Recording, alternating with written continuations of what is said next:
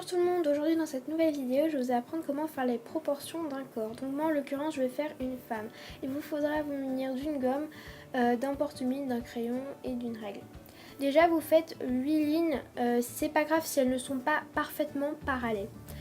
Donc entre chaque ligne vous allez faire un espace d'environ 1 cm et demi si c'est une femme et parfois 2 cm si c'est un homme.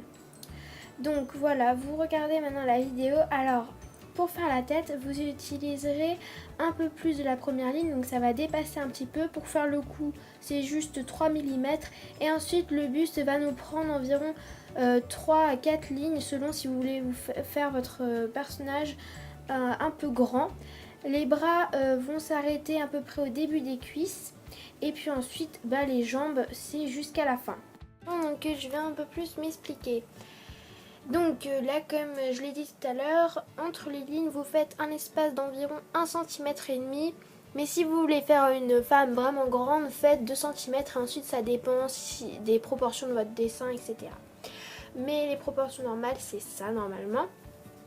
Donc pour moi, je sais pas, mais j'ai l'impression que mes jambes sont un peu trop courtes. Donc je vais peut-être un petit peu les refaire, enfin bref. Voilà, donc j'espère que vous avez tout compris. Donc la tête prend environ une ligne. En fait, elle dépasse un petit peu la première ligne. Donc voilà, l'espace d'environ, je vais vous dire tout de suite, d'environ 1,5 mm, 1,4 ça dépend. Et ensuite, elle s'arrête un tout petit peu, 1 mm avant la première ligne. Le cou, eh bien, il part des côtés de la tête.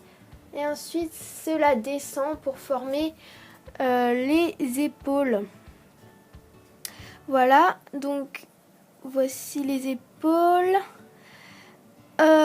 Ensuite, donc là, vous allez faire les bras. Donc moi, je les trouve un peu trop fins, mes bras, je sais pas. Enfin bref, voilà. Si vous voulez voir, vous pouvez également faire la comparaison avec vous. Vos bras s'arrêtent bien à mi-cuisse. Enfin, pas à mi-cuisse, au début de la cuisse. Au tout début de la cuisse. Ensuite, je n'en ai pas parlé tout à l'heure, mais vous allez devoir tracer une ligne verticale qui coupe le corps en deux.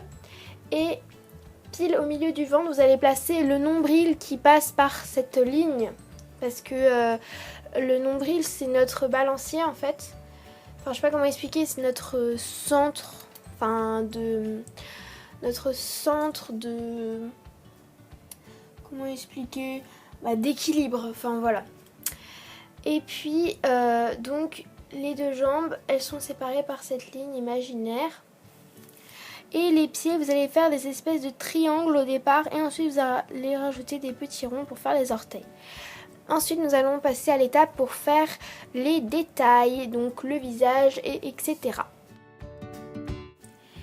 Alors, ensuite, après tout ça, vu que j'ai essayé de faire une femme un petit peu qui vit dans la savane, qui est un petit peu sauvage entre guillemets, j'essaie de lui rajouter quelques petits détails, par exemple des flèches avec un arc, je vais lui mettre également des bracelets de cuir, je lui ai mis des petites sandalettes avec des petits filaments qui remontent autour de la cheville. J'essaie de mettre plein de petits détails qui font un petit peu tribu africaine. Je lui mets également des ceintures, une ceinture avec des petites dents dessus, enfin bref.